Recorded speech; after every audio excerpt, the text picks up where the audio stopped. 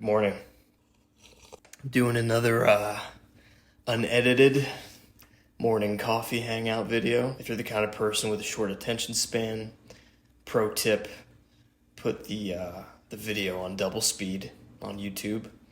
Put your phone in your pocket and your headphones on and take a little walk. That will allow you to extract whatever value is in this video without having to just sit here. But if that's not you, then make a cup of coffee, take a seat, and let's hang out for a little bit. I want to talk to you about a few things. First topic is a bit more heavy. Second topic, a little bit lighter, but still very relevant. I've been getting a lot of follow-up questions about cold approaches that I wanted to answer. By the way, there's a lot of construction going on outside, so if you hear a lot of noise, that's what's happening. Just ignore it. It's been kind of a meditation for me, in a way, to try to be just as productive even with all the noise going on outside. There is a Seneca essay, I believe it's called On Quiet and Study, where he talks about living in ancient Rome and all the noise that he hears outside, and essentially learning that the annoyances that he had with all the noise that was happening stemmed from his own inner turmoil, and it caused him to face that. So instead of me just getting pissed off about all the noise outside, just kind of allow it to be and realize that the men, even across the street, doing this crazy work, building this impossible infrastructure. I think they're building a shopping center. They're digging up the ground and doing a bunch of plumbing. And it's crazy to watch them out there. And I know that work's not easy.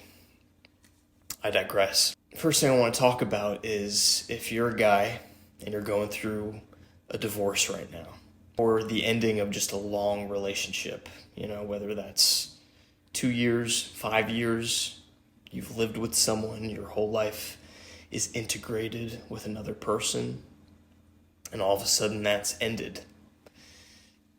That can be very difficult. It can feel like the loss of a loved one through death. And I've experienced both. I've experienced family members, really close friends dying, and the experience of that grief. And I've also experienced the end of a 10-year relationship. And something that's really important that a lot of people don't talk about is it is important to eventually get back out there and in the dating world, and I would encourage you to do that. We'll get into that. But you need to take some time and you need to properly grieve, which is very difficult for men to do.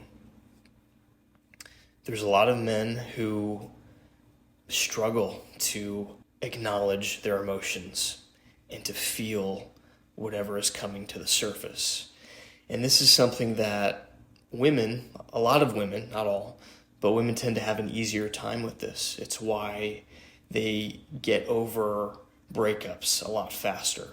So if there's a woman and she gets broken up with and she's completely in love with the man and it's like her worst case scenario, the level of pain that she will feel will be so intense and so concentrated, but she'll get over it a lot faster than a man will. Oftentimes men never get over it.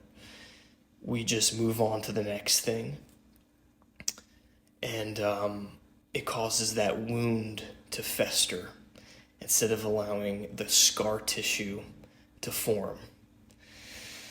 And so if you're a man and you're going through some kind of breakup after a long relationship, I would encourage you to sit with all the emotion, do whatever it is you have to do. If you have to scream into a pillow 5 days a week, multiple times a day, if you have to, in your solitude, collapse to the floor and sob like a little child, then let yourself do that. I'm not saying to do that in front of other people. I'm saying to own those emotions and the feeling and the energy of that grief. Just let it come to the surface. Feel all of it. And it's going to be uncomfortable. The only times that I've truly had thoughts of suicide, I've never told anybody this, was during my divorce. And it wasn't even necessarily the loss of the girl that I was married to. It was the death of my life and the integration with that person, and also my attachment to the idea of a traditional family. I was raised in a very religious home, and I also have a son. And he was very little at the time when we were going through this divorce. And the idea of him not having his parents in a traditional home, I had a very difficult time letting go of that. I had to actually grieve the idea of that. That was very difficult for me. I had to sit with it. I had to grieve the loss also of this person who, the idea of unconditional love, I put too much weight on that in the area of a romantic relationship, because while love, and I mean true love, I don't just mean romantic, I mean the higher love that comes from God, higher intelligence, whatever you want to call it, that can take many shapes. It can take the shape of a parent's love for their child, the friendship relationship that you have with someone close, and it could also take form in a romantic way. But that particular kind of love, it takes a proper setting. It takes the right attributes of mutual attraction for each other, and there is a give and take. And if that polarity is off between masculine and feminine, and if you're not a good version of yourself and they're not a good version of themselves, the romantic love is conditional, okay? But in the container of that romantic love, real love, unconditional love that comes from a higher place, can take form in that container. But the container itself can fall apart if it's not properly managed and if the right elements aren't present. So I had to learn that. All that to be said, man, you just got to feel whatever is coming up for you. Feel the grief, feel the pain. Don't distract yourself from it, because then you will not heal. The scar tissue will not form, and you'll have a festering wound that will manifest in other areas of your life. That can take form in the form of addiction. It could take the form in a number of different vices, and it sucks. So I've been getting a lot of questions, more specific questions about the cold approach thing. And I know that can be very foreign for a lot of men. If you didn't go through a phase of learning how to approach beautiful women, then it's never too late to start. I don't care if you're 30 or 40 years old. It's like a rite of passage for men to get to that point. And you have to take it in phases, okay? So phase 1 of cold approaching would be just saying hi to a random stranger, okay? You're taking a walk, you nod, you say hello, or good morning, and then you keep walking, okay? That's phase 1. Phase 2 of cold approaching, and I'm not even talking about women, I'm just talking about strangers. It could be like an old lady, it could be a random dude. Phase 2 would be sparking up a conversation, like a full-blown conversation with a stranger. And as someone who hates small talk, I've learned the importance of small talk in the beginning stages of a conversation, okay? I like to talk about deeper things, but You can't just in the first minute of a conversation start talking about your worst fears in life and everything you've been through. You have to build up to that. So phase 2 is just sparking up a conversation. You know, it could be something as silly as talking about the weather. Be like, hey, how you doing? Man, it's fucking cold out today, isn't it? You know, and they're like, yeah, you know, and then it kind of breaks the ice a little bit. And then maybe you ask them a question, you know, I'd be like, oh, like, do you live here? Like, how long have you lived in this area? And they'll tell you. And then that will spark other things, you know, based on their reply. And you have to learn how to kind of hit the ball back and forth in a natural way. And depending on how introverted you are or how reserved you are, it won't feel natural. It's going to take time to build up that connection with another human being who might be a stranger, where seemingly you might not have anything in common at first. But it's a skill. How to Win Friends, Influence People, that book by Dale Carnegie. It's a classic. It has stood the test of time. If you don't know where to start there. But then you have to start applying things. It's very easy to go down the trail of just reading self-improvement material or watching YouTube videos. You can get addicted to that. So pause the video, put down the book, go out and actually start applying these things. You're not going to feel ready. Just do it. Phase 3 would be seeing a beautiful woman, and just like phase 1, you just say hi. You walk by a beautiful woman, she's coming your way, you're walking up, you know, towards each other, your heart is racing, you feel nervous as fuck, say hi. That's it. That's your only job. Hey, how you doing? You nod. Oh, I'm good. You know, keep walking. It's like, oh my gosh, you know, that anxiety that you feel, that's a good thing. You're implementing exposure therapy. So, you know, that's phase 3, okay? And then phase 4 would be doing what you did in phase 2, but with a beautiful woman. You're sparking up a full-blown conversation, okay? And that comes with small talk to start. And you have to develop genuine curiosity for other people, okay? So if you're just asking arbitrary questions just because that's what you're supposed to do, it's like, oh, so like, what are the things that you like? You know, it just won't come across natural. You have to be genuinely curious and understand that every individual has so many intricacies and complexities in their life and has been through so many things. You can make an entire movie about every single person that you encounter. There's something interesting about every person. There's a valuable experience that they've had. There's things that can be extracted. Get curious about that. You know, learn to ask people questions and genuinely give a fuck. And that takes some time to develop, you know, but once you realize this, that will carry over in your conversations with beautiful women. It's like, first thing you see, oh my God, they're very attractive. I'm nervous, my heart is racing.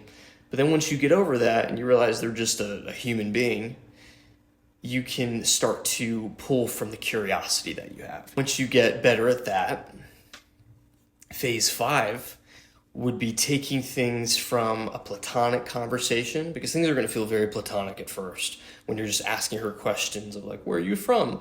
What do you like to do? You know, even if you're genuinely curious, there has to be a moment of, hey, I'm a man, you're a woman, I find you attractive. And it could be subtle. It could be something like, oh, it's not every day that you stumble upon a cute girl. Like, you just throw in a comment like that where you're communicating in a hopefully non-creepy way. This takes time. It's a skill that you develop.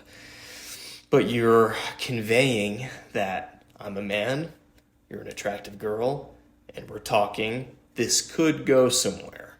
And you can just kind of hint at that.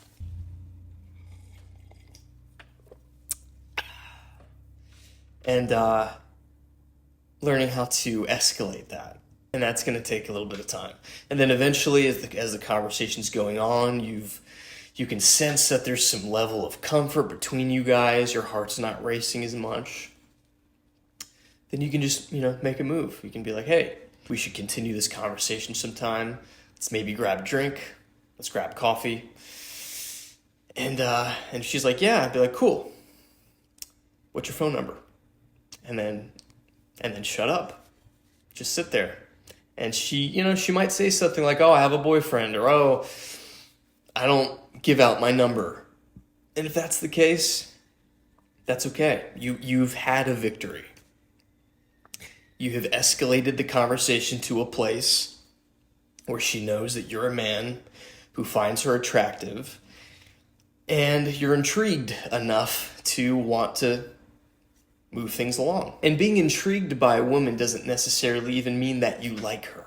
And learning how to properly convey that you're curious about a woman, but you're not necessarily sold on her yet, that's important. Because if you're just like drooling over a woman in the conversation and you're just like, oh my gosh, you're so beautiful, and oh my God, like she's so out of your league, then that conveys lower value to the woman. Not the intrinsic worth of your soul, but just lower value in like the dating market. So a lot of these things are very nuanced. And that's why, like in this video, I could tell you some of these things about cold approaching. You can read some things in a book, and you can develop and start to grasp all this theory. But until you start to actually apply these things and put yourself in uncomfortable situations, it's not going to matter. So just get out there, start implementing phase 1 of just saying hi to a stranger. Phase 2, have a conversation with a stranger. Phase 3, say hi to a gorgeous woman that terrifies you. Then phase 4, spark a full-blown conversation with said beautiful woman. Another question I got was when I was going through a phase of going to bars by myself to try to implement exposure therapy. A question I got was, did I drink alcohol?